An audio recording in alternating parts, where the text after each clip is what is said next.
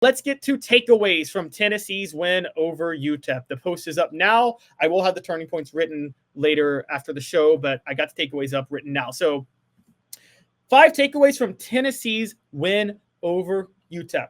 The first one, the slow start was almost forgotten. Now, I want to point this out to you guys.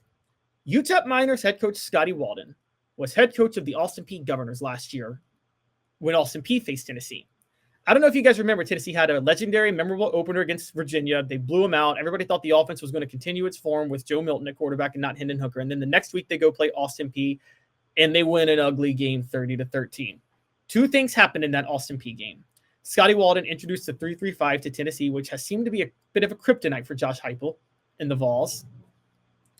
And Scotty Walden, which he does, threw every bag of trick he has at the Vols early on to try to take control of the game. He did it again, had a bunch of disguised defensive schemes, did everything he possibly could to try to throw his bag of tricks at the Vols to make this game ugly, and it actually worked in the first quarter. More importantly, it was very clear Tennessee was not in the right headspace, because while they had to focus on a bad team like UTEP, they really had to pay attention to the 2 most important games related to their college football playoff standing going on at the same time. Tennessee and UTEP kicked off at 1, Indiana and Ohio State kicked off at noon, and Florida and Ole Miss kicked off at noon. So even the fans in the stadium were more paid at it, were more dialed into those games than they were the Tennessee UTEP game. And I think the players were too. So the distractions of those extra games, plus the emotional distractions of senior day, if you want to throw that in there, plus how Scotty Walden does things against big opponents like Tennessee, it led to Tennessee having a very bad first quarter. They regrouped, and then they joined in an onslaught when they scored touchdowns on 7 of their next 9 possessions, including one with Gaston Moore in there. So give them credit for regrouping, but honestly, the horrible first quarter can easily be explained away. All right, so what's the next takeaway, though? What happened? Well, as they went on that run, you have to say it's a pretty good senior send-off, guys.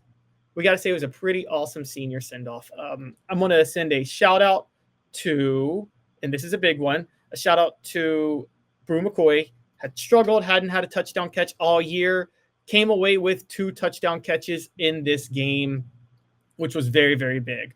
On top of the 2 touchdown catches, Brew McCoy managed to have 4 catches on 6 targets for 37 yards.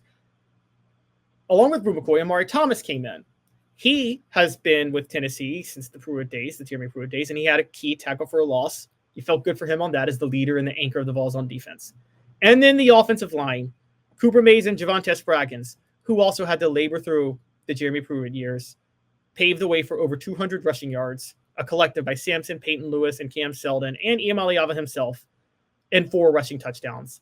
Cooper Mays has been the leader, an anchor of this team for a while now. I would say 2 years, maybe 3 years strong. Javonte Spraggins has been one of the most reliable run blockers, and they really showed up in this one, and you have to give them a lot of credit.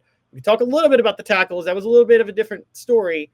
I'll get to that in a second, but you have to give credit to the seniors for their send-off, and the ones who deserve the send-off got it in their final game. And these are the ones who are out of eligibility, by the way. Moving on, the passing game finally looked like a passing game it needs to look like in a Josh Heupel offense. Nico Iamaleava, after starting 2 of 6 in the first quarter, reeled off 9 straight completions, and he finished 17 of 23 for 209 yards. And yes, it was a career high 4 touchdown passes for him. Huge credit to Nico Iamaleava for doing that. And he had 7 runs for he had 36 rushing yards, by the way. Now, part of the passing game is the pass protection. That was an issue. Again, as it's been all year, Iamaleava was sacked 3 times in this game. But he threw the ball well. He remained poised even as he was getting hit early. And despite getting sacked 3 times, he still managed those 36 rushing yards. So you got to give him some credit. He had a 29-yard run at one point. So Nico Iamaleava did an amazing job in this game. I know it was just UTEP, but it is a confidence booster. Completed 74% of his passes, despite 33% in the first quarter. If you're doing the math, guys, Nico went 15 of 17 after that 2 of 6 start. That's incredible. You have to give him credit for that. So that's a big takeaway. A big shout out to the passing game and the defense. But yes, the tackles do still have some work to do. All right, next, big plays on defense. After having a rough game last week that was still there for the taking, the defense, okay, I'm not going to say they returned. They were playing UTEP, but they made sure to have the big plays. And they never quit playing, even in the first quarter when the offense was struggling. That was the bright spot for Tennessee consistently, as it's been all year. Jamal McCoy had an interception on the second drive of the game. James Pierce had 2 sacks. He had a key sack on a 4th down that was big. Tennessee had another 4th down stop later in the game. And Ricky Gibson III forced a fumble, and it all closed with John Slaughter coming away with an interception. So John Slaughter, Ricky Gibson III, Jamal McCoy, James Pierce Jr., all having big plays, plus the defensive line getting a 4th down stop.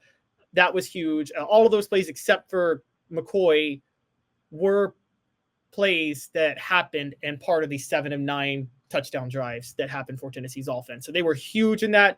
They deserve a ton of credit. The defense was, again, it was big play after big play. I can't say enough for this defense. There weren't a lot of negatives on that from this game. The only two I'm talking about are the slow first quarter, and the tackles struggling a little bit with their pass blocking. But the defense did what they needed to do and pitched another shutout. Yes, last week they gave up 30 points to Georgia, but look, overall the defense has been very, very, very good this year. So you have to give them credit. They forced 3 turnovers, and the Tennessee offense didn't turn the ball over once. And Tennessee's defense came away with 4 sacks, 15 tackles for a loss. And we got to start having the conversation, guys, if Jamal McCoy and Ricky Gibson III is the best cornerback duo in the history of Tennessee football. I'm not saying any one of them are the best themselves, but together, collectively, I've never seen a duo that good. Give a lot of credit where credit is due with those guys. And the final takeaway, special teams, the punt game in particular. The obvious one is Boo Carter.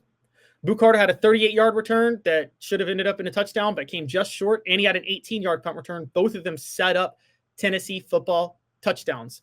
But it wasn't just that helped Tennessee.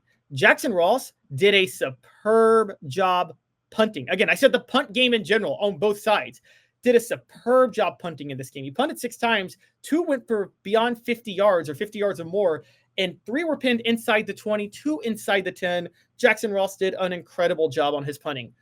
UTEP, meanwhile, I don't know why, but decided to do a collective of punters. Joe Bowman punted 3 times. Adam Jacklett punted twice. And there was a pooch by Skylar Locklear, the quarterback, at one point, which was kind of funny.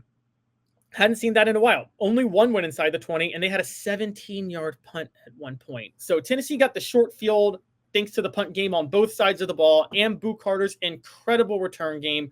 Boo Carter is a star. Tennessee, again, beats UTEP 56-0, and they do it despite a slow start that was due to Scotty Walden and their distractions. They do it with the senior send-off as Brew McCoy catches 2 touchdowns. Amari Thomas has a tackle for a loss. Cooper Mays and Javonte Spraggins paved the way for over 200 rushing yards. They do it with an elite passing game with Nico Iamaleava, after going 2 of 6, completes 17 of 23 for 209 yards and a career-high 4 touchdowns. And and also that elite passing game, though, did have a drawback with the tackle struggling a little bit, as they have all year. But they also do it with big plays on defense, and they do it with an elite punt game.